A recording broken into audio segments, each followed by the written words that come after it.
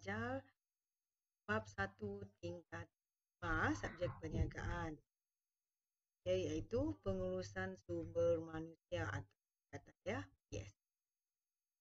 Dah tahu maksud pengurusan sumber manusia? Pengurusan sumber manusia ni juga dikenal sebagai pengurusan modal insan, di mana fokus utama ialah kepada keperluan tenaga kerja dan pengurusan dalam pembahagian kerja.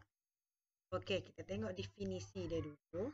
Definisi pengurusan sumber manusia iaitu satu usaha pembangunan tenaga kerja dan operasi untuk menarik, membangun dan mengekalkan tenaga kerja yang berprestasi tinggi.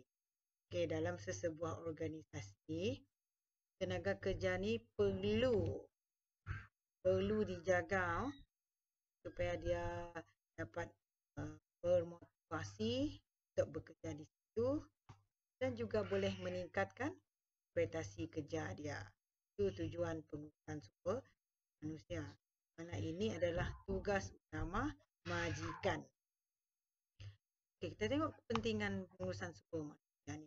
Pertama, okey, mesti diberi latihan yang cukup dan terkini, di mana semua sumber manusia ini perlu diberi latihan yang cukup dan terkini supaya dia boleh beradaptasi dengan perubahan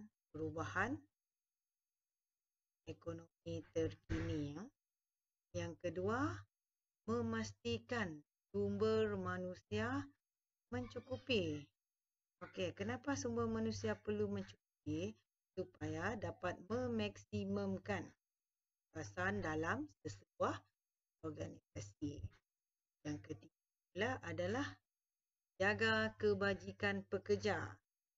Okey, kebajikan pekerja ni perlu dijaga kerana tanpa pekerja, sesebuah organisasi tidak akan berkembang maju. Cara kebajikan yang perlu diberi adalah contohnya ada bonus, komisen, perkeso, memberi hadiah atau ganjaran kepada pekerja-pekerja yang tunjukkan prestasi yang baik. Okey, yang seterusnya ialah pantau prestasi sumber manusia. Okey, majikan perlu memantau prestasi pekerja dia.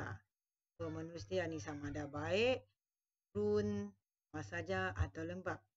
Okey, kemudian ambil tindakan apa perlu dibuat pada sumber manusia itu tadi. Dan yang seterusnya ialah meningkatkan motivasi pekerja.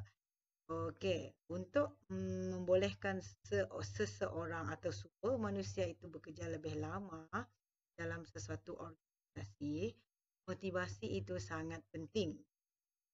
Okey, kenapa sangat penting?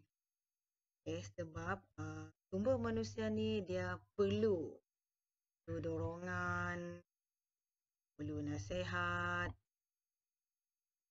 perlu penghargaan daripada majikan dia untuk meningkatkan semangat dia untuk bekerja. Okay, yang seterusnya ialah agihan sumber manusia secara berkesan, di mana setiap organisasi perlu diagihkan sumber manusia yang sesuai dan berkesan. Okay. Seterusnya adalah peranan pengurusan sumber manusia dalam sesebuah perniagaan, di mana sumber manusia ini sangat penting dalam sesebuah perniagaan. Yang pertama adalah keperluan pekerja, rekrut pekerja, kontrak dan pekerjaan, dan deskripsi tugas dia. Okey, ini perlu diambil perhatian oleh majikan.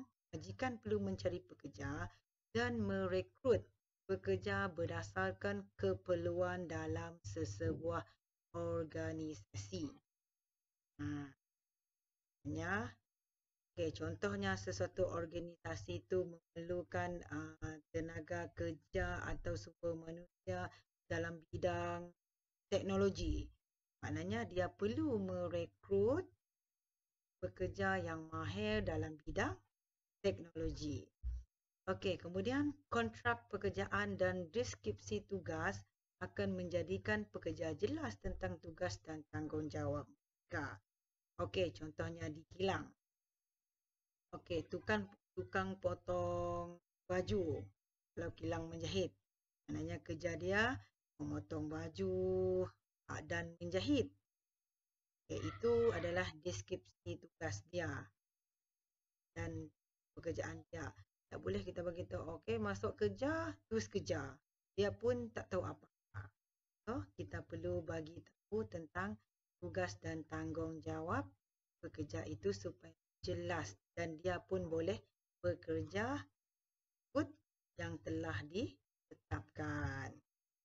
Okey, yang kedua, membangunkan pasukan bagi mencapai sasaran. Okey, ini perlu diwujudkan semangat berpasukan. Perlu ada semangat berpasukan dalam sebuah organisasi. Semangat berpasukan sangat penting untuk meningkatkan prestasi organisasi itu tadi. Jadi mana setiap pekerja berusaha mencapai KPI pasukan sebagai petunjuk prestasi pencapaian pekerja dia. Jadi bila sama-sama bekerja, maknanya sama-samalah akan mencapai KPI itu tadi supaya masing-masing dapat bahagian dia. Okey. Ketiga, prestasi pasukan. Prestasi pasukan akan mempengaruhi kuantiti dan kualitas pasukan. Okey. Prestasi pasukan dia kata akan mempengaruhi kuantiti dan kualitas pasukan. Di mana ini juga meningkatkan prestasi dan motivasi pasukan melalui latihan dan kursus-kursus yang dijalankan. Okey, yang keempat, latihan dan peningkatan kendiri. Program latihan dan pembangunan diberi haruslah secara berterusan supaya pekerja-pekerja ini tadi dapat nilai tambah dalam diri mereka sendiri. Program latihan dan pembangunan yang dijalankan dapat meningkatkan kemahiran dan pengetahuan yang khusus tentang sesuatu tugas atau bidang tugas dia, utamanya tentang produk yang dipasarkan oleh organisasi perniagaan tersebut. Okey, yang kelima, membentuk persekitaran kerja yang positif dan harmoni, di mana persekitaran kerja yang selesa dapat meningkatkan produktiviti, motivasi dan kepuasan bekerja.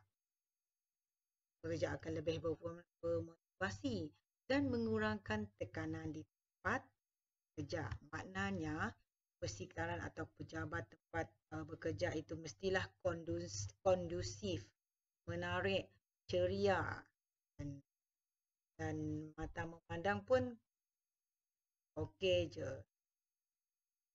Okey, seterusnya pemantapan budaya profesional, iaitu amalan kerja yang beretika, berintegriti, mementingkan kecemerlangan. Okay, bila pekerja ni beretika, berintegriti dan dia mementingkan kecemerlangan dalam organisasi dia, maka ia dapat menjamin perkhidmatan terbaik kepada pelanggan dan sama-sama juga akan meningkatkan keuntungan di samping memberi kelebihan kepada majikan. Okey, yang ketujuh, menggalakkan kreativiti dan inovasi ya. Okey, iaitu meningkatkan pencapaian prestasi, motivasi dan kesetiaan pekerja untuk bekerja di sesebuah organisasi. Okey.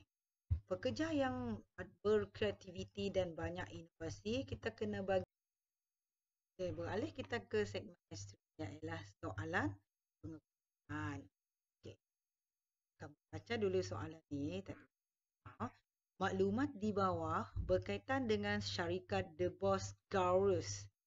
Syarikat The Boss Gurus akan memberi pakej percutian kepada pekerja yang mencapai sasaran jualan pada bulan Januari 2020. Apakah peranan pengurusan sumber manusia tersebut? Okay, A. Prestasi pasukan. B. Latihan peningkatan kemahiran. C. Pemantapan budaya profesional. Dan D. Pemberian insentif yang munasabah. Okey, jawapan yang tepat sekali adalah pemantapan budaya profesional. Bukan. Pemberian insentif yang munasabah. Sebab dia kata sini, pekerja yang mencapai sasaran jualan pada bulan Januari 2020 akan diberi pakej percutian. Di mana-mana pekerja yang mencapai target dia, contohnya sasaran jualan dia 50%. Okay, kalau ada sumber manusia yang mencapai 50% akan mendapat pakej percutian. Sebab itulah jawapan yang paling tepat adalah pemberian insentif yang munasabah. Okay, sekian. Terima kasih. Saja. Terima kasih. Moga bermanfaat. Anda boleh share-sharekan projek ini dengan rakan-rakan seperjuangan. Bye.